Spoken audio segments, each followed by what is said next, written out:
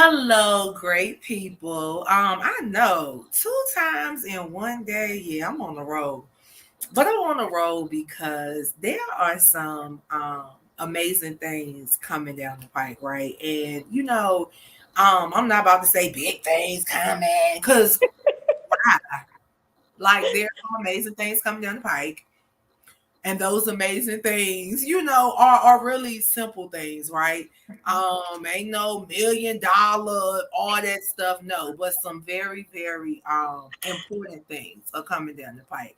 And so I'm really excited to have my sister Kay here this evening. So if you guys don't know, um K Cole is a guru of in many areas. I'm just gonna keep it real.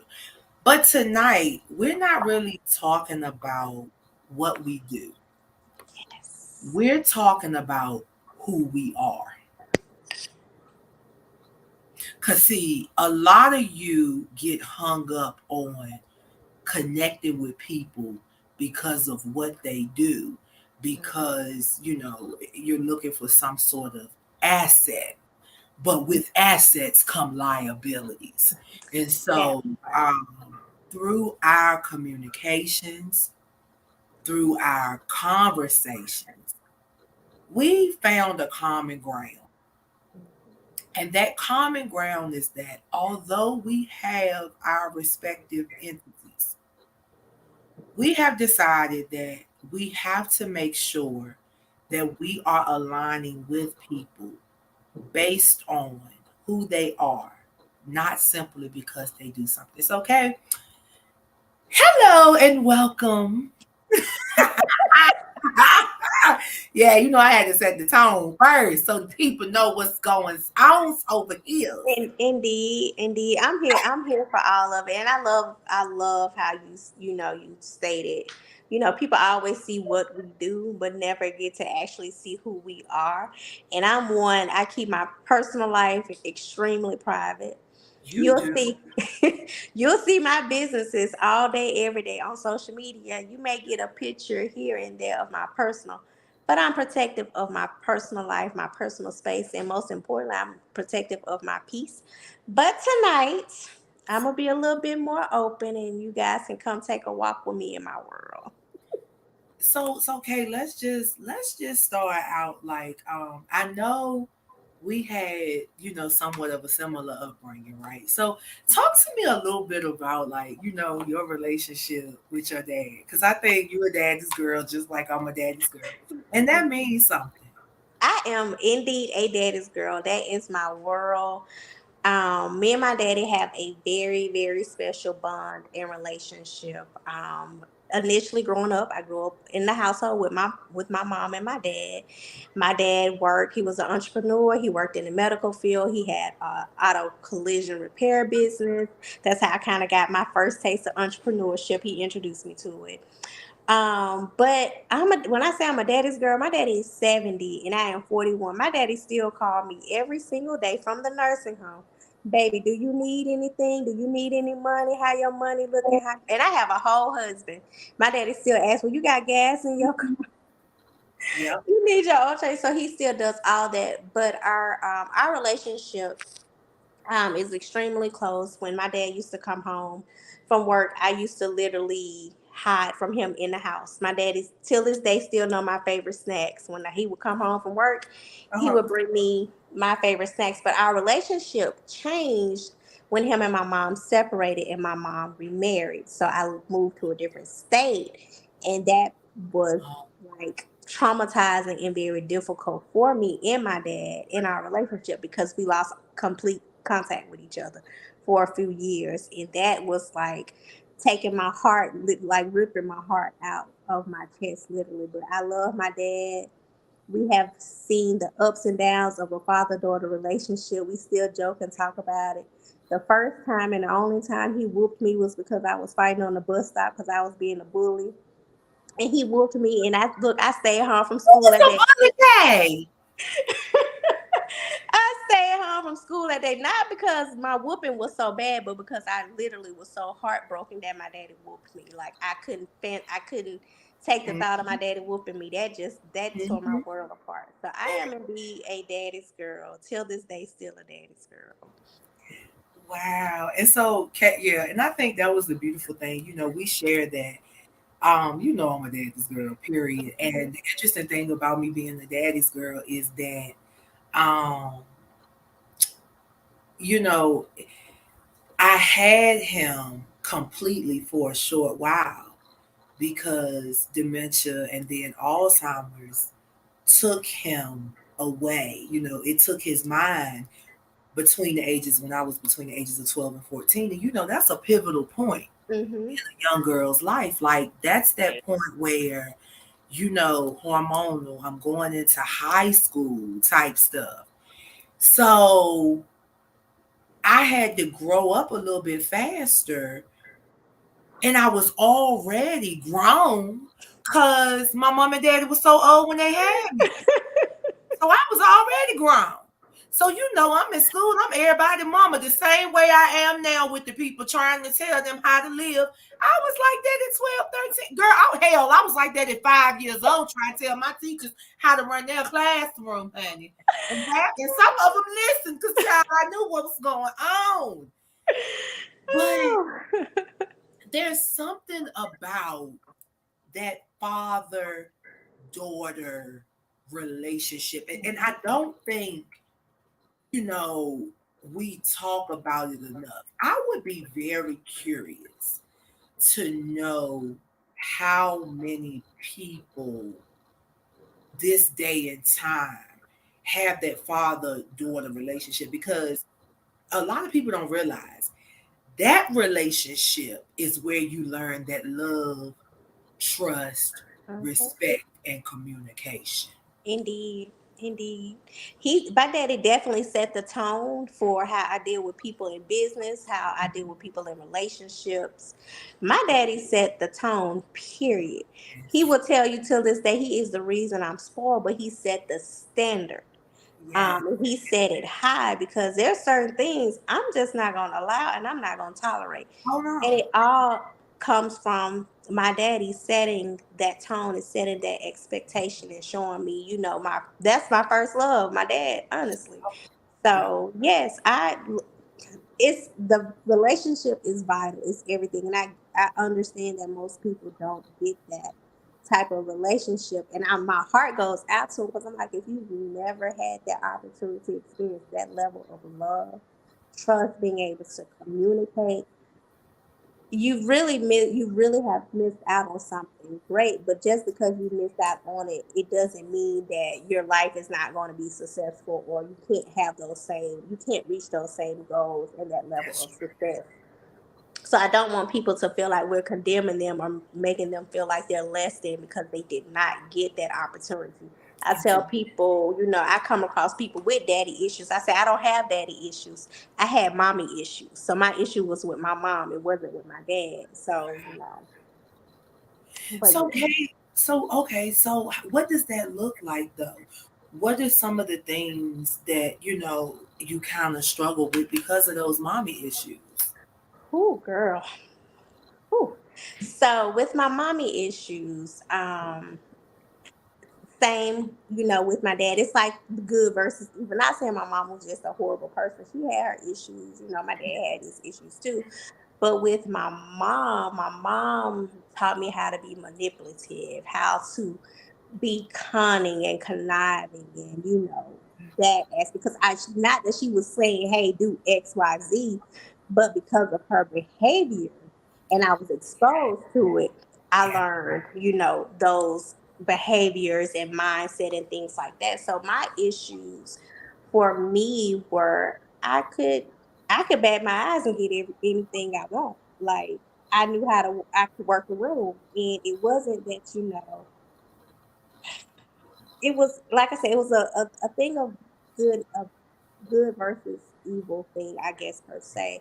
But with my mom, I did develop trust issues, although my daddy established so much in me. A lot of things that I learned and picked up from my mama, they fought against what me and my dad had established, and it caused a lot of confusion. It caused me to burn some bridges, to cause, turmoil with other people, be very disrespectful, have no regards to, certain situations and, people and their feelings. I'm like, oh well, I don't care. It don't bother me. It does not, directly, affect me. So whereas my dad was instilling all these amazingly great and wonderful things, my mama was on the other hand like, we gonna uproot this. Not saying that's what she said per se, but I got you. But you know something, Kay? What you just said, I see up and down our timelines all the time. I don't care about nobody else. If it don't involve my da, da, da, da, I don't care. And I just wonder if some of those same, what is it? The lack of what creates that? Because for me, I don't know what that means to not care about other people's stuff. Mhm. And the interesting thing is, you know, while I mind the business that pays me, I also mind the business that I know if I dismiss, I'm going to be held accountable for. Mhm. Because for as much as we are responsible for ourselves, we're supposed to love our neighbor as we love ourselves. That's what I was taught. Yes, indeed. So, Indeed. you know, I can't see you doing something that I know, not that my opinion, I know goes against morals because there Mhm. is right and wrong. Indeed. Now, there is right and wrong. Mhm. And for anybody that thinks that there isn't a clear, there is right and wrong. However, down through the years, Mhm. this gray area has been created because of all this stuff. Excuse me, y'all. I Mhm. had me a good old steak burrito, and now the reflux is kicked. But there really is right and wrong. Mhm. Um, and I had just posted something earlier that says a lie doesn't become true. Mhm. Wrong doesn't become right. And evil doesn't become good just because it's accepted by the majority. And honestly, that's how I've lived my life. I You love that. and Kay, now I'm gonna keep it real now. Now I ain't gonna say I always been like this, cause baby, yeah. Now see, you were taught, something. Mhm. I went looking for it. Do you understand what I'm saying? I was like, all right, you know what? I know my mom and daddy was turned up back in the day because I done Mhm. heard the stories about how they were. But I do know I'm a product of my parents, the good, the bad, and the ugly. I Mhm. just know that by the time they bore my brother and I into this world, they had settled down. But girl, the day I found out that my mother beat the hell out of her 12th grade teacher and graduated separately from her twin sister, I was like 25 years old. I said, well, Wow. Mo, why you ain't tell me that when I was your age? Because I would have knocked somebody out too. And she looked and she said, fool, that's why. Because I know you. Mhm. Yep. Say that to say, honestly, Kay, a big part of the reason I fight so much is because I've been fighting all my life. And I'm gonna tell you, I think a big part of the fight was, for one, being a morbidly obese kid. Because like the size that I am now, I was this size when I was like 12 years old. So I always had to be better or be faster Mhm. because it was already assumed that I couldn't do it. You understand what I'm Mhm. saying? So that was the first thing. Then the other interesting thing is that while I was the lightest person in my house, but because my mother experienced colorism because she was a little bit darker than her twin sister, I felt that because Mhm. my brother is darker. So I could see, okay, let's be a little bit easier on him because the world is going to treat him differently. Mhm. Leo gonna have it easy. And so I fought for him because no, that's my big brother. Y'all not gonna be messing with him. Right. When I get to school, I'm fighting for the kids that can't defend themselves because I'm like, oh hell no. Oh yeah, try me. Pick on me. Well, then they went so it's like I just been fighting. And I had to learn I can't just walk around smacking the hell out of people all the time. I wish we could. Like I do too. Like it's so funny. I mean, some cause girl, I just be thinking about I have come a mighty long way. I understand. I be like, if I really post what I really want to say, yeah, I Yep. get it. I It's get it. it's just so crazy. I really I'm grateful to have met you and I see Alicia checked in. Alicia is Hey, Leisha. she's the reason that we know one another. Right. And that's super dope.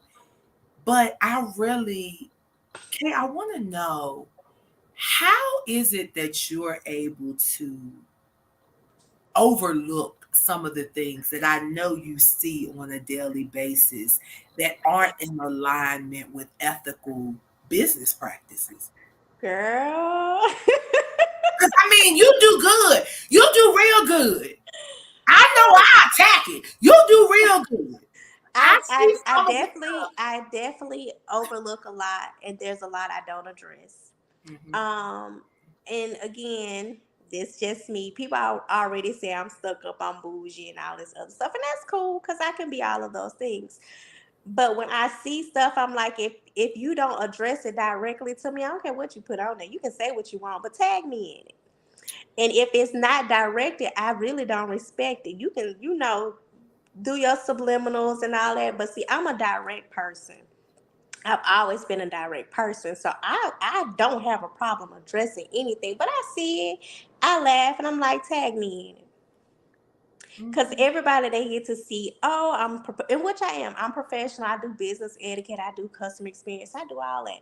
But at the same time, I'm a woman and I'm a mother and I'm a wife first. And I be like, don't play with me. Like you have no idea. Like Precisely. I'm like the what was her name? K Michelle. We're gonna be over here shaking some tables for real. Yeah. But because of who I am and how I represent myself and I represent my kids and I think about my kids, my husband, my business and stuff like that. I'm like, I'm not coming off my throne to address no peasant, period. At Indeed. all. Indeed. None whatsoever. So I definitely see it. But until they start tagging me and directing it to me, I'm like, I can't respect that. Because a real woman or a real man, if you have an issue, and the Bible teaches us, if you have an out with your friend, your neighbor, your sister, whoever, you go directly to that person. And you So, also bring that mhm, mediating party.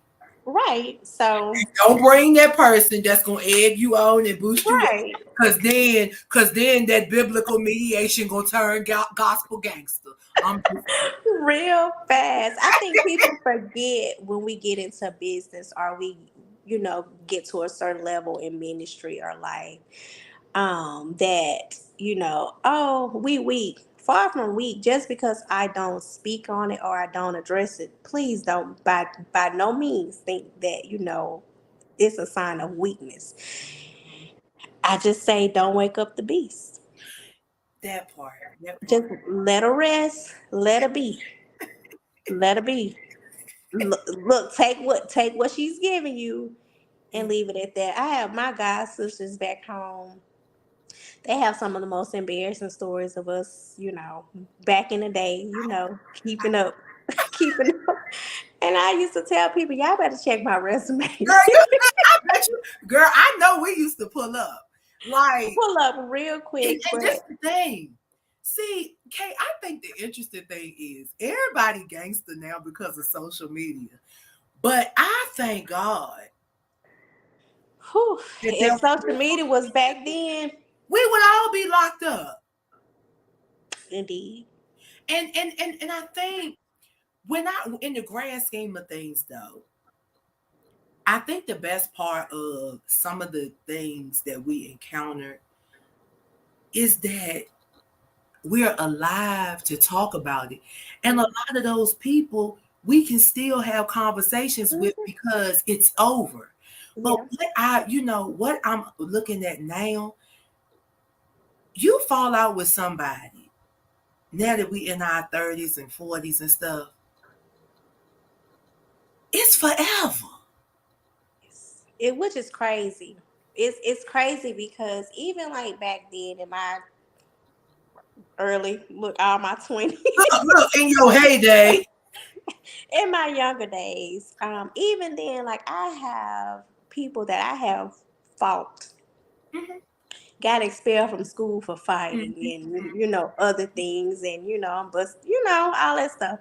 But we are on social media. We, hey, how you doing? Like they have supported me. Like I'm like, wow, I would have never thought. But again, times were different because we could fight, get over it, and move on. Now with social media, it's like stuff just it takes a life of its own, and it's constantly gas on the fire, but nobody's sitting down having adult conversations addressing what the issue is. Like I'm not gonna say I have issues because I honestly love everybody. In my eyes, I don't You have any enemies. you I do. have people You that do. don't like me, but I don't lose no sleep, and them liking me or disliking don't pay not damn bill in my I house, so don't it doesn't understand that though. it doesn't matter.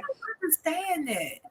And I say this all the time. Because, see, one thing about me, it's a whole lot of these cheering on this their social media that they throw rocks and hide it. But, I want you to see me throw the rock. I want you to know it's coming from me. And I guarantee you that rock gonna cry out. Listen, but I cannot understand how someone couldn't like you other than they don't know you. And that's one of the things that I'm learning. You know, Coming into this media space, um, and entertainment, I was trying to figure out kind of where I was supposed to be, right? Mhm. And so I started to think about, like, okay, what types of things have I done? What skills do I have? Who do I need to connect with, right? Mhm. And Kay, when I first transitioned to down here to Georgia, I connected with all the people that were doing the things that I was doing or aspiring to do or needed more knowledge of, right? Mhm. But then I started to itch a little bit. And I was like, this ain't right. Now, mind, I was itching for about a year trying to understand why I just won't feeling right. It just won't right. And then, the second year I had, the surgery, which was second year was last year. I had the surgery on my leg, going to Mhm. the second year. And so that required me to sit down. And as soon as I was able to walk and start traveling again, you remember that's when mommy's health started to go down. Mhm. And then a couple of months later, she died. And during that time period of me caring for her and traveling back and forth and going through therapy and stuff, Kay, something just triggered. And she couldn't eat, girl, she could barely breathe. Like mommy could barely breathe. She had congestive heart failure and it just took over. Mhm. But she kept on saying to me, remember who you are, Lil.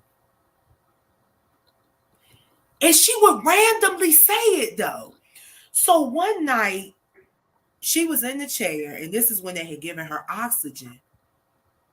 And for some reason, I don't know how, Kay, she had pulled out all of this stuff from this folder. Oh wow.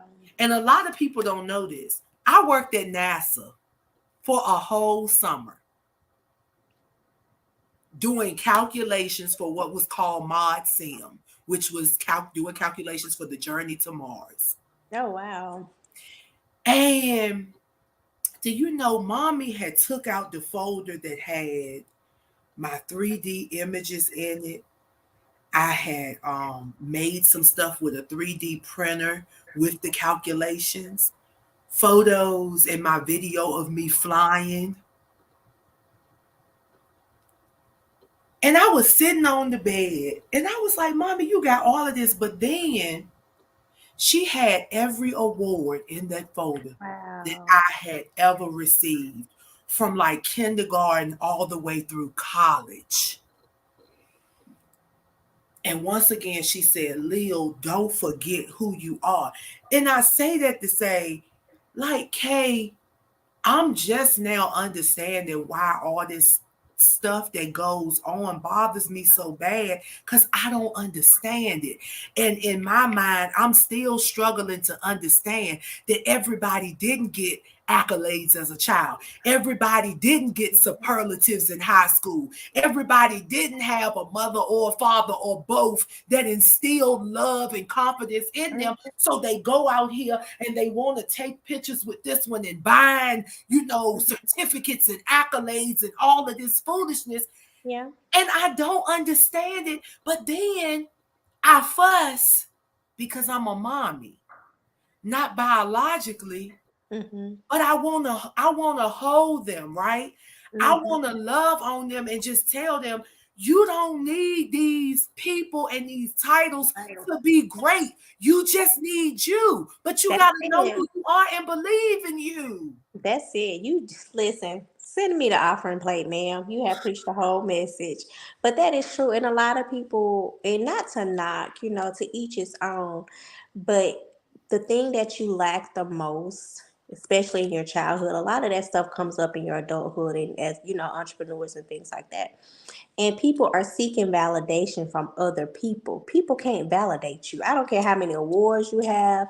If God has not validated you, which He has, and you have not validated yourself, then you're not valid. I don't need another, and I thank God for the awards and the recognitions and all of that stuff. But before I ever receive another award, I already know who I am. I know whose I am, and I understand that I don't need permission from anybody to do and be who God has called me to be. I've always told people I hate titles. I have a lot of titles, and I don't even tell people all of my titles. I'm not. My name Kay. You can call me Keisha, or you can call me Kay. That's Mhm. it. I don't need a title to make me feel important or to feel value of myself or to understand my self-worth. My daddy taught me that a long time ago. God has taught me that over the years, and I've taught myself. I've loved on myself enough to know who I am. I was before we got on the call, I was finishing up my presentation for a speaking engagement Saturday, and I told my husband, I was like, "Man, you got a dope wife." You talking He's, about? huh? What are you gonna talk about Saturday? I'm actually crazy we're having this conversation, but I'm talking about unmasking imposter syndrome. Overcoming imposter syndrome is what I'm talking on Saturday. And it's people, they touch the surface of it, but again, understanding who you are and not needing validation from other people to be and do what you call to do. I don't care if 100 million people are selling taxes, preparing tax software, preparing taxes, and doing all that. What God has for me is for me. Who He has assigned for me is for me. I don't have to lie, steal, cheat, or talk down on another person for me to be successful. And you know what, y'all? I gotta tell y'all something about Kay.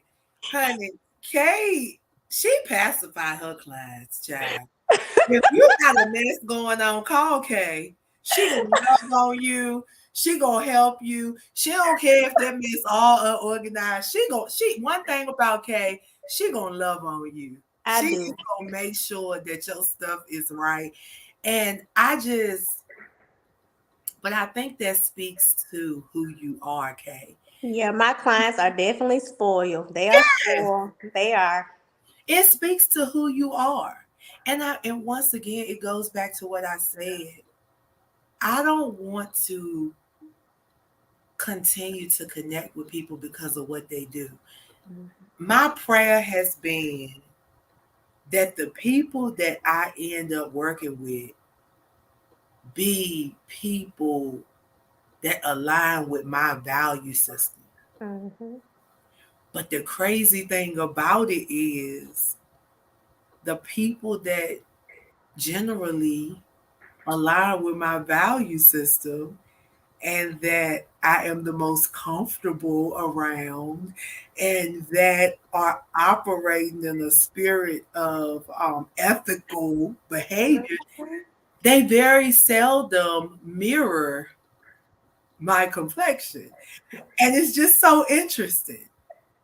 If they aren't individuals who have been here with me for 15, 20, 30 plus years, a lot of times the people that I recently find myself working very closely with and really and truly having success with, and coming from somebody that is generally very progressive, very, very, very hardcore with DE&I. And guys, if you don't know what DE&I is, we're talking about diversity, equity, inclusion. Okay, I'm finding that we as a black race of people are always preaching about equality, right? Mhm. But we don't practice what we preach in our own community. So why is it that you want to be included and you want people to include you and stuff, but you don't include anybody else? But that's because you're coming from a place of insecurity and scarcity of self. Mhm. Indeed. And And that filters into your business. And I think, guys, the reason we're talking about vantage points and when we were the villain and how we became victorious tonight is because we had to figure out where those places of insecurity and scarcity was within mhm. us. Yep. Because, Kay, realistically, even for everything that my parents instilled in me, I still had to go out in the world and figure out where I fit. That is true. My And that's mama, the scary part. yeah, my That's mama the put me scary in part. gymnastics, Kay. Kay, I was about 100 pounds when I was 5 years old. And you know I grew up in Danville, Virginia. All them little girls, they was little white girls, they were like 30 and 40 pounds, and I'm this 100 pound 5 year old. But you know what? My mother put me there Mhm. so that I knew I could do what they were doing. Mhm. And my grandma used to make me so mad. She'd be like, "All my grandkids is super." She want to say fat girl. She called us super. That's too funny. Oh, Look, Dr. grandparents, Shanita able they to know. get on. Yeah. Dr. Let me tell you what happened earlier, and this is the craziest thing. Dr. Shanita, she just checked in. We were supposed to have an Instagram live tonight. Do you know Instagram would not let her on? We tried from 6:55 to 7:53. Do you know that it would not work until about 7:55 when it was time for my 8 o'clock interview? It was Wow. the craziest thing. That had never really happened to me before. It was so crazy. But you know what, Dr. Shanita? I think I think that is a testament to the fact that sometimes we have to do stuff on his time and not on our Mhm. time. Like he gives us, and guys, we're not preaching to you, but Kay is a woman of faith. And I am Mhm. too. And I am a firm believer, and I'm listening to him. He will let you know when it's your time. I agree. He will let you know when it's your time. I'm a firm believer that there's something, there's something out here that we have to do. And Kate, I'm still waiting because I'm working on the curriculum. Mhm. And I'm ready for it. Like September is already done. And I was looking at it tonight, and what I realized is that when I was looking for data on the generations, Mhm. do you know there's another generation? They finally named the generation that's after Gen Zers, and Oh, it's called Gen Alpha. Hmm. Okay, that's an interesting name. Interesting name. Okay. It's, follow me, it's called Gen Alpha, the beginning. Mm-hmm. And Gen Alpha starts, I think, about 20 between 2013 and 2015. Hmm. So that means the Gen Alphas right now are between 10 and 12 years old. And I'm thinking about that thing because I think about my nieces and nephews that are 5 and 6. Mm-hmm. And I think about how they care about people. Mm-hmm. Now, really think about it. Millennials, you got two waves of millennials. You Mm-hmm. got the early millennials that still have a little social justice in them, but then you got that second wave of millennials that are self-centered and arrogant and think everything belongs to them. Then you got these Gen Zers that just lost their cotton picking mind. Indeed. But I think this Gen Alpha, I'm with Dr. Shanita. She said they will be the leaders. I'm with you because when I look at that 5 and 6 year old honey, and I call my nephew my tutor, Mm-hmm. Kay, tutor is so loving and so concerned about people. That's my Parker. Really, how old is Parker? Parker is 9, and he is See? the most caring and loving kid I have seen. He is just so want to make he when he talk if he FaceTime you, he's well, how's your day going? What are you doing today? What did you have for lunch? And he has a way to just he'll win you over within 2 or 3 minutes of just him being himself. But he is super smart, patient, kind, caring, loving. He loves history. He loves anything with politics, history, war. He spent all his day learning and loving on people. And he's 9. And see, once again, they are Generation Alpha. That's no coincidence. To me, that's no coincidence. Hmm. So if they Generation Alpha, to me, that says Gen Zers must have Gen Zers. That's the end of the alphabet. So y'all were the end. And you know what comes in the end? Destruction. And what have we seen a lot of? Hmm. I mean, and guys, like I said, we're not trying to preach to y'all, but Kay and I had a conversation earlier that you will hear later. Mm-hmm. But we were like, we literally, she learned a lot about me today that she didn't know. I'm Mm-hmm. gonna just put that out there. A gentleman named Derek that interviewed me last night, he put a lot of stuff out there, you know, that people didn't know. And it goes back to what you said, Kay. I don't need to really talk about all of that stuff unless it's necessary.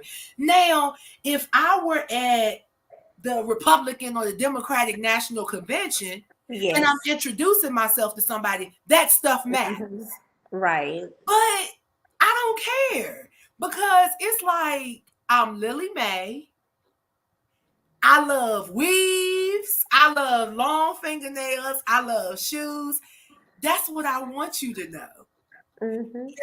If all you think I do is stand on a red carpet and talk to somebody, that's what I want you to think.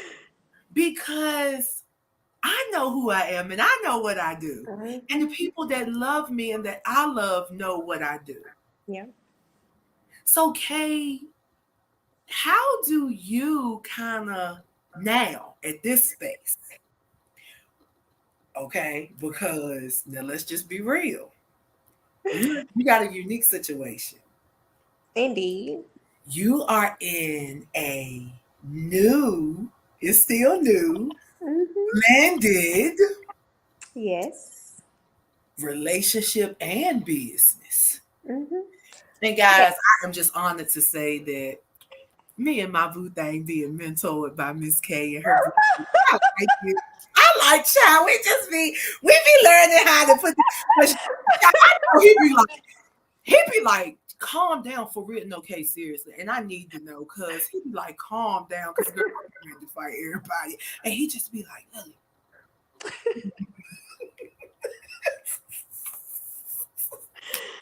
I love it. I'm over here tickled because they don't even know the conversations we be having behind the scenes.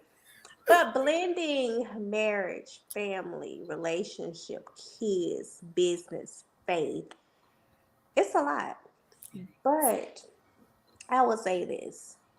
Um, when it's a God thing, it just hit different. Yeah. It's like my friends be asking me, "Have you came up for air yet?" Mm-mm. Nope. I don't see myself coming up no time soon. Mhm. And the beauty in what we have is I'm very protective of it because it is definitely special to me. But it's the foundation. It's the communication. It's the understanding. And people think, oh, conversation, communication is just, just the part of you speaking. And no, you got to comprehend. You got to listen. You got to know when to respond and how to respond. You got to pay attention to your tones and things like that. And in this day and age, especially in society, we see the battle of the sexes per se. Listen, I've done all that. I have been independent. I have been strong. I have been, you can't tell me what to do. I'm in my soft girl era and I ain't coming out. I love it. You have to allow men to be able to lead, protect, and provide. I'm not fighting with no man. And I'm definitely not fighting with this one because I'm 4'11" and he's 6'2". I'm not fighting with him. But however, have those conversations. Sometimes we be so quick to just want to go out to eat and, party or whatever. No, you need to get to know this person. You need to know if in this situation, are they going to hold up or they going to fold up? Are they going to show up? If you get in a situation, can you really pray for me? Can you cover me? Because I know it's days I feel like, babe, I don't even think I got the strength to pray for myself today. You going to pray for me? And guess what he do? He pray for me. When it comes to setting the example for the kids, like he's already set the tone. I follow, he lead. When it comes to business, we bounce ideas, we work together. He has his own businesses, I have mine, then we have businesses together. And it works, but the foundation was set right from the beginning. So I am happy for you and your boo thing. I cannot wait for everybody else to catch on. Girl, but and you know what's so crazy? Like, that's the other thing. You know, when I post stuff, it'd be so funny to see what a lot of people don't know, but see, they're catching on now. People don't know I got a totally different Facebook page. That's not a bad thing. Not For a bad thing at And all. it's the page that I've had since Facebook opened. When Facebook was only for those of us that had a college email, because I never forget it. I used my Norfolk State University email address when it was only for college students. I still got my old page. And that's the page that I post on. And it's so funny. I see some people from this page, from my Lily Mhm. Jones page. I be seeing them trying to add me on the other page. And I'm like, delete, you already on one page. Why you want to come over here? Yes, that's too funny. I don't post a lot, like I said in the beginning of our conversation, I don't post a lot about my personal life on social media, period. Dr. Shanita is Uh, getting it, girl. I got you got to come up in here, girl. and I have a private Instagram page, and it's my personal life, and it's private. I don't accept everybody, but you'll probably see more personal on there than you will. But again, access is denied because it's not available for everybody. What is Dr. Shanita over there Ooh, talking about? access denied. Ooh, mama. Hmm. Yeah, Dr. Shanita, when she said men need respect in the marriage and we need love, you Hmm. know what, Dr. Shanita, she hit the nail on the head. That's Yeah. the other thing. That was one of the things I had to learn though. Because let me just be real. Kay, prior to, being with Dominique, I was with the same person for 12 years. Hmm. It was comfortable. Well, if it make you feel any better, this is my second marriage, and I was married 11 years together, like 15, 16 years. So This my second go round, and I did not believe there was life after divorce.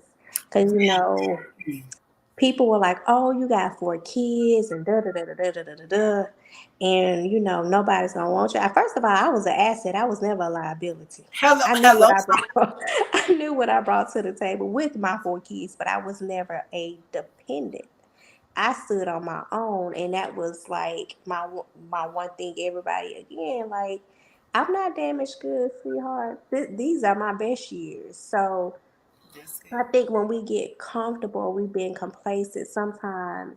In order for God to give us what we desire or what He desires for us, sometimes we still holding on to the old things and we can't get what's new because we won't release what's old.